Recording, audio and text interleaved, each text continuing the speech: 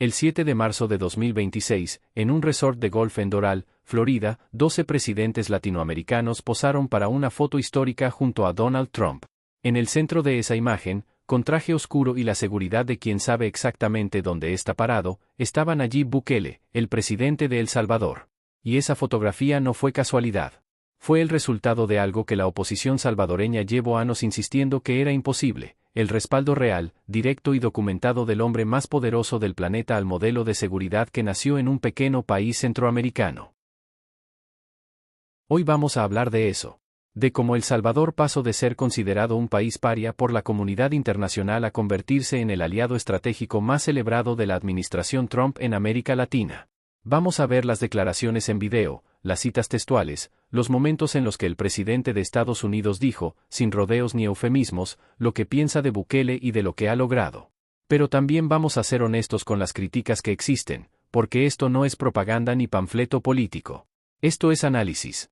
Y si eres parte de la diáspora salvadoreña en Estados Unidos, si tienes familia en El Salvador, o si simplemente te interesa entender hacia dónde va la política de seguridad en nuestra región, este video es para ti. Quédense hasta el final porque hay detalles que muy pocos medios han conectado de manera completa. Para entender el significado del escudo de las Américas hay que ir hacia atrás en el tiempo, y no tan atrás. Hay que regresar al año 2019, cuando Nayib Bukele ganó la presidencia de El Salvador con casi 53% de los votos en primera vuelta. Era un resultado que nadie en el establishment político había pronosticado. Los dos partidos que se habían repartido el poder durante 3 décadas, el FMLN y Arena, quedaron fuera del mapa. Y un hombre de 43 años, sin militancia en ninguno de esos partidos, con más seguidores en redes sociales que cualquier candidato de la historia salvadoreña, se convirtió en presidente. En ese momento, pocos en Washington prestaron atención. El Salvador era un país pequeño, convulsionado por la violencia de las pandillas, con una economía que dependía en más de 25% de las remesas que enviaban sus ciudadanos desde el exterior. No parecía el tipo de lugar donde nacerían soluciones regionales. Parecía más bien otro punto de crisis en el mapa centroamericano. Pero algo empezaba a cambiar. Y lo que cambió en los siguientes años alteraría no solo la realidad interna de El Salvador, sino la manera en que Estados Unidos, bajo la administración Trump, concebiría su política de seguridad para todo el hemisferio. Fíjate en los números, porque los números no mienten. En 2015, El Salvador registró 6.656 homicidios, lo que representaba una tasa de 103 asesinatos por cada 100.000 habitantes. Ese fue el año más violento desde el fin de la Guerra Civil. Para darte una perspectiva, Honduras y Venezuela, en sus peores momentos, manejaban cifras similares. El Salvador era literalmente uno de los países más peligrosos del mundo. En 2024, ese mismo país registró 114 homicidios en todo el año. En diciembre de ese año, solo se registró un asesinato en todo el territorio nacional. Un solo asesinato en un mes entero, en un país de casi 7 millones de personas. Eso es una transformación que no tiene precedentes en la historia moderna de América Latina. La pregunta obvia es, ¿cómo se logró eso? Y la respuesta es compleja, controversial, y es exactamente lo que necesitamos analizar hoy para entender por qué Trump decidió convertir a El Salvador en la pieza central de su estrategia de seguridad regional. El instrumento principal de esa transformación fue el estado de excepción, una medida extraordinaria que Bukele decretó en marzo de 2022 tras una ola de violencia pandilleril que dejó más de 80 muertos en un solo fin de semana. El estado de excepción suspendió temporalmente algunos derechos constitucionales y permitió detenciones sin necesidad de presentar pruebas inmediatas. En menos de 3 años, el gobierno salvadoreño encarcelaba a más de 84.000 personas acusadas de pertenecer a pandillas. El resultado en términos de seguridad es lo que acabamos de ver, una caída histórica en los índices de violencia. La tasa de homicidios de El Salvador bajó de 103 por 100.000 habitantes en 2015 a menos de 2 por 100.000 en 2024. Eso lo convierte en uno de los países más seguros del hemisferio occidental, según el propio Departamento de Estado de los Estados Unidos, que en 2025 cambió la clasificación de viaje para El Salvador del nivel 2 al nivel 1, el más seguro posible. Y es aquí donde la historia se pone interesante para el contexto del escudo de las Américas.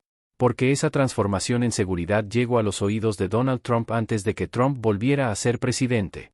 Y cuando Trump regresó al poder en enero de 2025, tenía claro que El Salvador y Nayib Bukele ocuparían un lugar especial en su agenda para América Latina.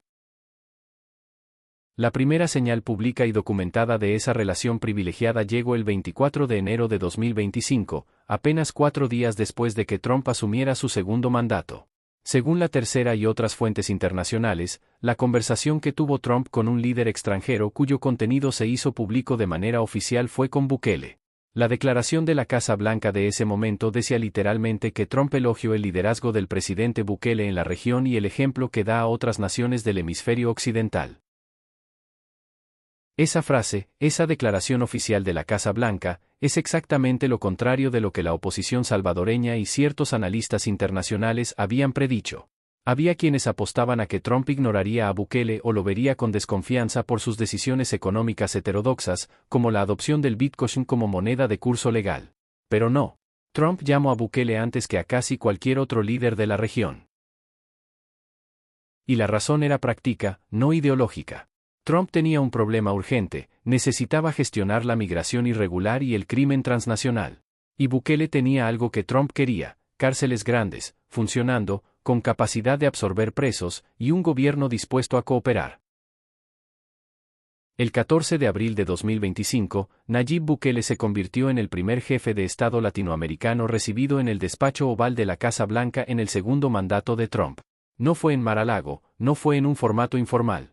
Fue en la oficina oval, el símbolo máximo del poder ejecutivo estadounidense. Trump recibió ahí a Bukele frente al vicepresidente J.D. Vance y al secretario de Estado Marco Rubio. Según las crónicas de ese encuentro recogidas por Euronews, AP y otros medios internacionales, Trump lo llamó presidente B, elogió sus políticas de seguridad, y luego dijo ante los cámaras algo que resume perfectamente su visión de la relación: que iban a seguir deportando tantos criminales a El Salvador como fuera posible. Bukele, por su parte, expresó su disposición a seguir colaborando y afirmó que no pensaba liberar a los terroristas encarcelados. En esa misma reunión, Trump hizo algo que publicó la Casa Blanca en su página web oficial. Una cita que vale la pena transcribir porque es verificable y está en el sitio oficial del gobierno de Estados Unidos. Trump dijo, textualmente, "I love the people of El Salvador and they have one hell of a president". En español, amo al pueblo de El Salvador y tienen un presidente del carajo. Eso no lo dijo un simpatizante de Bukele en redes sociales. Lo dijo el presidente de Estados Unidos y está publicado en vtoc.gov. Pero el momento más emblemático de esta relación vino después. El 5 de febrero de 2026, Trump invitó personalmente a Bukele al Desayuno Nacional de Oración en Washington, D.C. Este evento anual, que se remonta a 1953, reúne a más de 100 líderes políticos y religiosos en el Hotel Hilton de la capital estadounidense. Es una plataforma de visibilidad enorme. Ahí, frente a ese auditorio, Trump definió a Bukele como una de mis personas favoritas. Con letras mayúsculas, según el comunicado de prensa. Luego detaló que El Salvador administra prisiones muy grandes, tan grandes que no se puede ver de un extremo al otro sin binoculares. Y que esas prisiones hacen un trabajo fantástico. Trump agregó que habían logrado encarcelar a casi 12,000 asesinos que habían entrado ilegalmente a Estados Unidos, y que Bukele estaba haciendo un trabajo muy humano pero en cárceles muy duras. Kristi Noem, designada como enviada especial de Estados Unidos para el Escudo de las Américas, añadió en sus propias declaraciones algo que es clave para entender el nivel de la relación. Dijo textualmente que el presidente Bukele fue probablemente el primer líder mundial con el que tuvo la oportunidad de reunirse cuando asumió su rol. Y agregó, nos asociamos en seguridad en El Salvador y apreciamos la forma en que ha traído paz a El Salvador, y la prosperidad le sigue. Ese ha sido un gran ejemplo. Ese ejemplo es exactamente lo que Trump quería proyectar hacia el resto de América Latina. Y eso nos lleva al Escudo de las Américas. El Escudo de las Américas no nació el 7 de marzo de 2026 en Doral. Nació antes, en una habitación mucho más pequeña, a orillas del lago de Coatepeque en El Salvador, el 27 de diciembre de 2025. Ese día, los presidentes Nayib Bukele y Rodrigo Chávez de Costa Rica firmaron un memorando de entendimiento bilateral que llamaron precisamente Escudo de las Américas. Fue una alianza regional para combatir el crimen organizado, con mecanismos concretos, intercambio de inteligencia, coordinación de operaciones conjuntas y desmantelamiento de redes criminales transnacionales. En ese mismo encuentro, Chávez recorrió el Secot, convirtiéndose en el primer presidente extranjero en visitar esa cárcel de máxima seguridad. Fue un gesto simbólico enorme. Costa Rica, un país con una tradición de neutralidad y desmilitarización, alineándose visiblemente con el modelo de seguridad salvadoreño. Chávez no escatimó en elogios. Dijo que las lecciones de El Salvador sobre el papel fundamental del Estado en proteger la vida de sus ciudadanos son verdaderamente aleccionadoras. Para muchos en la región, ver al presidente costarricense decir eso en El Salvador fue una señal de que algo más grande se estaba cocinando. Y lo que se estaba cocinando era la cumbre del 7 de marzo. Trump tomó esa alianza bilateral entre El Salvador y Costa Rica y la escaló a una dimensión hemisférica. La cumbre del Escudo de las Américas reubicó el concepto fundado por Bukele y Chávez en el centro de la agenda de seguridad de Washington.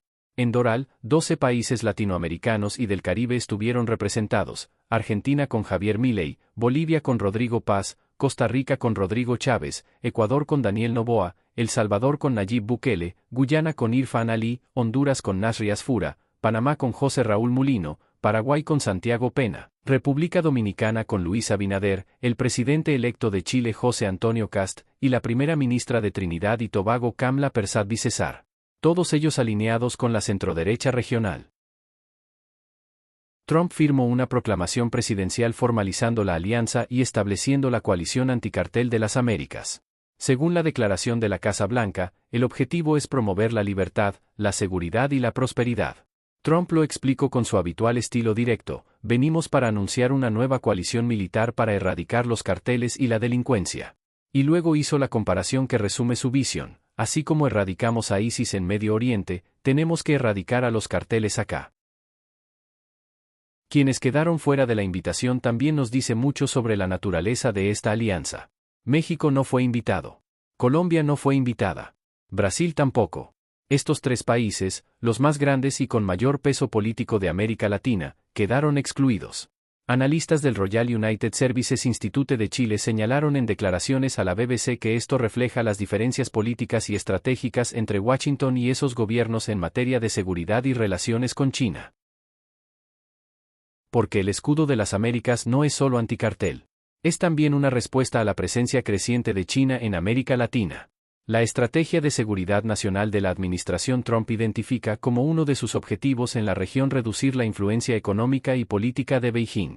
Y los países que llegaron a Doral son, en mayor o menor medida, aquellos que están dispuestos a tomar distancia de China o al menos a no profundizar esa relación.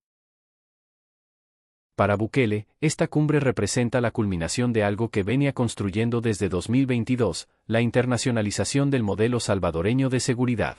Él ha dicho públicamente en múltiples ocasiones que El Salvador pasó de ser uno de los países más inestables del mundo a convertirse en uno de los más seguros de la región. Y ahora esa transformación es el argumento central de la política exterior de seguridad de la administración Trump. Pero analizar esto con honestidad implica no quedarse solo con la foto de Doral. Implica examinar también lo que hay detrás del modelo que Trump celebra, y las críticas serias que ha generado a nivel internacional. Comenzamos con algo que es fundamental para la diáspora salvadoreña en Estados Unidos: el acuerdo de deportaciones entre ambos gobiernos. A partir de marzo de 2025, Estados Unidos empezó a enviar deportados a El Salvador, no solo salvadoreños, sino también venezolanos acusados de pertenecer a pandillas transnacionales como el Tren de Aragua. Trump usó la Ley de Enemigos Extranjeros de 1798 para justificar deportaciones masivas sin audiencias previas.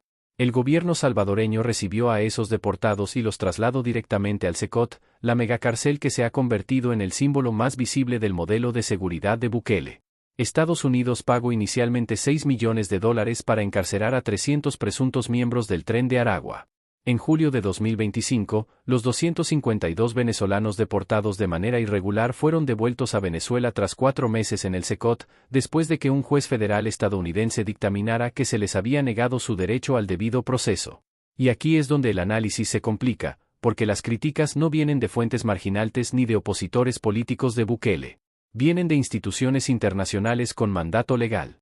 La Oficina del Alto Comisionado de las Naciones Unidas para los Derechos Humanos emitió en mayo de 2025 una declaración formal en la que expresó preocupación porque al menos 245 venezolanos y una treintena de salvadoreños deportados a El Salvador permanecían en paradero desconocido o sin posibilidad de comunicarse con sus familias o abogados. El alto comisionado señaló que muchos de ellos no habían recibido sentencia de ningún tribunal y que las condiciones en el SECOT constituían un trato particularmente duro. Human Rights Watch publicó en noviembre de 2025 un informe detallado sobre los venezolanos deportados al SECOT. En ese informe documentaron condiciones que incluían alimentación inadecuada, falta de higiene, acceso limitado a atención médica, incomunicación prolongada, y en algunos casos golpizas y formas de maltrato que violan las reglas Mandela de las Naciones Unidas para el tratamiento de reclusos. La Comisión Interamericana de Derechos Humanos también emitió en mayo de 2025 un llamado urgente a los estados de la región para garantizar el debido proceso en las deportaciones y expulsiones. Y un juez federal en Washington, D.C., James Boasberg, dictaminó en diciembre de ese año que el gobierno de Estados Unidos había negado el derecho al debido proceso a los hombres venezolanos deportados al SECOT. Además, el caso de Kilmar Abrego García se convirtió en símbolo de algo que el gobierno de Estados Unidos tuvo que reconocer: un salvadoreño residente legal en Maryland fue deportado por error a El Salvador y recluido en el SECOT antes de ser trasladado a otra prisión. El gobierno estadounidense admitió el error pero no repatrió de inmediato al afectado, generando una crisis legal y diplomática. El estado de excepción en El Salvador acumula a la fecha más de 84.000 detenidos. Organizaciones como Cristosal, una ONG salvadoreña de derechos humanos, documentaron más de 200 muertes en custodia durante el estado de excepción, y denunciaron que el 90% de los detenidos no tenía sentencia formal al momento de sus reportes. La concentración de poder en el Ejecutivo, la reducción del espacio para la oposición política, y las preguntas sobre la independencia judicial son críticas que organismos como Freedom House han documentado en sus índices anuales. El gobierno salvadoreño, por su parte, argumenta que estas críticas ignoran el contexto. Bukele ha dicho públicamente que El Salvador enfrentaba una emergencia existencial. Las pandillas controlaban territorios enteros del país, cobraban impuestos ilegales a negocios y transporte, y mataban con total impunidad. Bajo ese argumento, medidas extraordinarias eran necesarias para restaurar la paz. Y los datos de percepción ciudadana respaldan esa narrativa. Encuestadoras como Sid Gallup y UW de la UCA reportan consistentemente que Bukele mantiene niveles de aprobación superiores al 80% entre la población salvadoreña. Los ciudadanos que vivieron con miedo durante décadas, que no podían circular libremente ni salir de sus colonias sin pagar extorsión, perciben el estado de excepción como una liberación, no como una represión. Esta tensión entre resultados de seguridad verificables y preocupaciones sobre derechos y debido proceso es el núcleo del debate internacional sobre el modelo salvadoreño. Y es importante entender que esa tensión no tiene una respuesta simple. Los que apoyan a Bukele tienen argumentos sólidos. Los que lo critican también los tienen. Lo que no es intelectualmente honesto es ignorar uno de los dos lados. Trump, por supuesto, ha tomado partido de manera inequívoca. Pero su respaldo no es solo ideológico, es transaccional y estratégico. Estados Unidos se beneficia del acuerdo con El Salvador porque resuelve un problema político interno de Trump: mostrar que está actuando con dureza contra el crimen y la migración. El Salvador se beneficia porque obtiene reconocimiento internacional, protección diplomática frente a las críticas de organismos de derechos humanos, y acceso privilegiado a la Casa Blanca. Esa relación de mutuo beneficio explica por qué las críticas de la oposición salvadoreña sobre supuesto aislamiento internacional de Bukele simplemente no se sostienen frente a la evidencia. Cuando el presidente de la nación más poderosa del mundo dice que tu mandatario es una de sus personas favoritas, en el desayuno nacional de oración, frente a 100 líderes políticos y religiosos, el argumento del aislamiento queda sin piso. Analicemos también lo que significa el escudo de las Américas para El Salvador en términos geopolíticos. Durante décadas, los países pequeños de Centroamérica han sido receptores pasivos de las políticas de Washington, sin capacidad real de incidir en la agenda regional. Lo que Bukele ha logrado en este ciclo es convertir a El Salvador en algo diferente, un exportador de un modelo que otros países quieren replicar. Ecuador bajo Daniel Noboa ha adoptado elementos de la estrategia salvadoreña, incluyendo el uso de fuerzas militares en el combate al crimen organizado. Honduras bajo Nasri Asfura ha buscado alinearse con Washington en la misma lógica. Costa Rica, que durante décadas hizo de su desmilitarización un emblema nacional, firmó el Memorando del Escudo de las Américas con El Salvador. Incluso Argentina con Milei, aunque en un contexto muy diferente, forma parte de este bloque de aliados ideológicos de Trump. El analista de seguridad Carlos Solar del Royal United Services Institute señaló que la Cumbre del Escudo de las Américas busca abrir un nuevo marco de alianzas con gobiernos que no habían tenido un vínculo estrecho con Estados Unidos en materia de seguridad. Eso es exactamente lo que sucede con países como Bolivia con el nuevo gobierno de Rodrigo Paz o Trinidad y Tobago. Y aquí hay un dato que merece detenerse: Bolivia, que durante los gobiernos de Evo Morales tenía una relación profundamente hostil con Washington, participó en la cumbre de Doral. Eso habla de la amplitud geopolítica de lo que Trump está construyendo en la región, y del rol que El Salvador juega como modelo de referencia en ese proceso. Para la diáspora salvadoreña en Estados Unidos, todo este panorama tiene implicaciones muy directas. En primer lugar, el nivel de cooperación entre los dos gobiernos significa que El Salvador tiene hoy un aliado de peso en Washington, algo que no ocurría desde hace mucho tiempo. Las remesas continúan siendo el pilar de la economía salvadoreña, representando más del 23% del PIB en 2024. Esa población migrante, que vive y trabaja en Estados Unidos, tiene un interés directo en que la relación diplomática sea fuerte. En segundo lugar, la cuestión del TPS, el estatus de protección temporal, que cubre a cientos de miles de salvadoreños en Estados Unidos, sigue siendo un tema pendiente.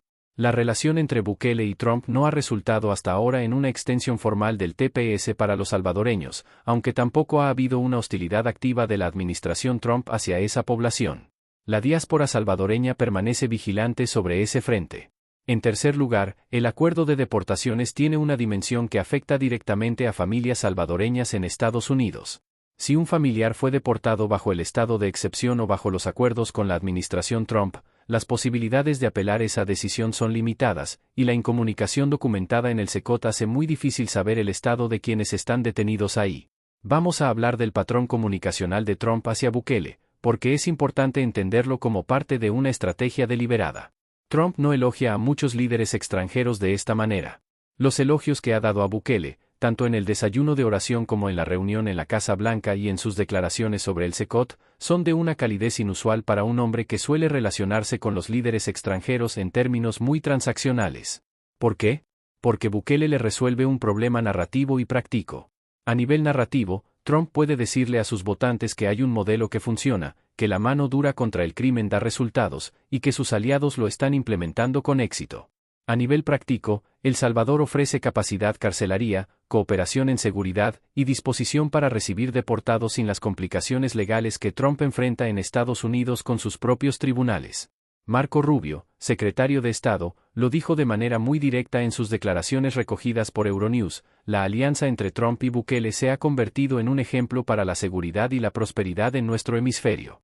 Esa frase de Rubio, uno de los funcionarios más influyentes de la administración Trump, es el tipo de respaldo diplomático que ningún gobierno latinoamericano había logrado en mucho tiempo. Ahora bien, hay preguntas que el futuro tendrá que responder y que hoy no tienen respuesta definitiva. Primera, ¿es el modelo salvadoreño replicable en otros países sin generar los mismos problemas de derechos humanos? Segunda, ¿puede una alianza de seguridad como el Escudo de las Américas funcionar sin los países más grandes de la región, es decir, México, Colombia y Brasil? Tercera, ¿qué pasa con los acuerdos migratorios y de seguridad cuando cambie la administración en Washington o cuando el estado de excepción en El Salvador eventualmente concluya? Los críticos del Escudo de las Américas, más allá de las organizaciones de derechos humanos, incluyen analistas políticos que ven en la iniciativa una nueva modalidad de la doctrina Monroe, el viejo principio de América para los americanos, actualizando a una forma de hegemonismo estadounidense disfrazado de cooperación regional. Prensa Latina, un medio cubano que cubre América Latina desde una perspectiva crítica, la llamó directamente la doctrina Don Roe, un juego de palabras entre Monroe y Trump. Esas críticas tienen un fundamento histórico que es legítimo examinar. Estados Unidos ha apoyado en el pasado a gobiernos latinoamericanos con el argumento de combatir el comunismo o el crimen, y ese apoyo ha resultado a veces en abusos que Washington luego tuvo que reconocer. La pregunta que muchos analistas hacen es si el Escudo de las Américas tiene mecanismos reales de rendición de cuentas o si es un cheque en blanco para que los gobiernos aliados actúen con impunidad en nombre de la seguridad. El gobierno salvadoreño responde a esas críticas con argumentos que merecen ser examinados. Primero, dice que El Salvador recuperó la soberanía sobre su propio territorio, que las pandillas habían convertido en feudos donde el Estado no llegaba. Segundo, afirma que los resultados son verificables: la tasa de homicidios bajó de manera histórica, miles de salvadoreños que vivían con terror cotidiano ahora pueden circular libremente. Tercero, sostiene que el respaldo popular supera el 80%, lo que da legitimidad democrática a las medidas adoptadas. Bukele en su intervención en el Desayuno Nacional de Oración en Washington dijo que El Salvador pasó de ser uno de los países más inestables del mundo a convertirse en uno de los más seguros de la región. Y agrego que los avances en seguridad permitieron el regreso de miles de ciudadanos que habían migrado por miedo. Eso es algo que las cifras de migración irregular salvadoreña hacia Estados Unidos parecen confirmar. El número de salvadoreños intentando cruzar la frontera estadounidense se redujo drásticamente bajo el gobierno de Bukele, antes incluso de los acuerdos con Trump. La pregunta que queda abierta para el análisis serio es si esos logros de seguridad pueden ser sostenibles a largo plazo sin avanzar también en reformas estructurales que aborden las causas profundas de la violencia, la pobreza, la exclusión económica, la falta de oportunidades para los jóvenes. El Banco Mundial y el FMI han señalado que El Salvador tiene pendiente una agenda fiscal y económica de largo plazo que el modelo de seguridad por sí solo no resuelve. El acuerdo que El Salvador firmó con el FMI en 2023 implica compromisos de disciplina fiscal que el gobierno ha tenido que balancear con sus políticas de inversión pública. Lo que sí es claro es que el escudo de las Américas representa un nuevo capítulo en las relaciones entre América Latina y Estados Unidos, y que Bukele está en el centro de ese capítulo. La pregunta no es si existe el respaldo de Trump, porque ese respaldo es documentado, verificado y publicado en los canales oficiales del gobierno de Estados Unidos. La pregunta es qué significa ese respaldo para los ciudadanos comunes, tanto en El Salvador como en la diáspora. Para los que viven en El Salvador, significa que el gobierno tiene un aliado poderoso en Washington. Significa que la reducción de la violencia es reconocida internacionalmente. Y significa que el modelo de seguridad tiene más probabilidades de continuar, al menos mientras dure la administración Trump. Para la diáspora, significa que la relación bilateral está en su punto más alto en décadas. Pero también significa que las tensiones sobre deportaciones, debido proceso y condiciones carcelarias seguirán siendo un tema que requiere seguimiento cuidadoso. Las familias que tienen seres queridos en El Salvador o que son parte de esa comunidad de más de 2,5 millones de salvadoreños en Estados Unidos tienen un interés directo en que esa relación bilateral funcione bien para todos, no solo para los gobiernos. El escudo de las Américas es, en última instancia, una apuesta. Una apuesta de que la cooperación en seguridad entre gobiernos aliados puede contener el crimen organizado transnacional mejor de lo que lo han hecho las instituciones multilaterales tradicionales. Es una apuesta de que el modelo salvadoreño puede escalarse a otros países con resultados similares. Y es una apuesta de que la relación entre Bukele y Trump puede traducirse en beneficios concretos para El Salvador y su población. Si esa apuesta se gana o se pierde, lo veremos en los próximos años. Los indicadores a monitorear son claros. La evolución de la tasa de homicidios en El Salvador y en otros países del escudo de las Américas, el impacto del acuerdo sobre las comunidades migrantes salvadoreñas en Estados Unidos, la sostenibilidad económica del modelo, y la evolución de los estándares de derechos humanos en las cárceles salvadoreñas. Lo que no podemos hacer, si queremos ser honestos con nosotros mismos y con nuestra audiencia, es ignorar parte de la historia. Ni la parte que dice que Bukele logró algo que ningún otro gobierno centroamericano había logrado en materia de seguridad, ni la parte que dice que ese logro tiene costos que organismos internacionales serios han documentado y que merecen atención. El 7 de marzo de 2026, Bukele estuvo en la foto de Doral junto a Trump. Esa imagen circuló por todos los medios del mundo. Y si buscas esa foto, si ves la posición de Bukele, como Trump lo saludo, como lo presento ante los otros presidentes latinoamericanos, entiendes que no es una foto de un presidente menor que fue recibido por cortesía. Es la foto de alguien que ha logrado posicionarse como el referente regional de un modelo de seguridad que el hombre más poderoso del mundo está vendiendo al resto del hemisferio. Eso es un hecho. Un hecho documentado, verificable, con registros en video, en declaraciones oficiales, en el sitio web de la Casa Blanca. Y es un hecho que la oposición salvadoreña y ciertos analistas internacionales prefieren no reconocer porque contradice la narrativa del aislamiento que habían construido. Y el otro hecho, igualmente documentado, igualmente verificable, es que ese mismo modelo ha generado críticas de organismos tan establecidos como la ONU, Human Rights Watch, Amnistía Internacional y la CID. Críticas que no podemos descartar simplemente porque vienen de instituciones que algunos no simpatizan políticamente. La verdad del escudo de las Américas es que contiene las dos cosas, el respaldo real e inequívoco de Trump a Bukele, y las preguntas igualmente reales sobre cómo se implementa ese modelo. Entender ambas cosas es lo que nos permite analizar con inteligencia lo que está pasando en nuestra región. Nos queda mucho por ver en los próximos meses. Si el escudo de las Américas logra consolidarse con mecanismos reales de cooperación, si los países participantes adoptan elementos del modelo salvadoreño, si la relación bilateral entre El Salvador y Estados Unidos se traduce en beneficios tangibles para los ciudadanos comunes. Todo eso está por verse.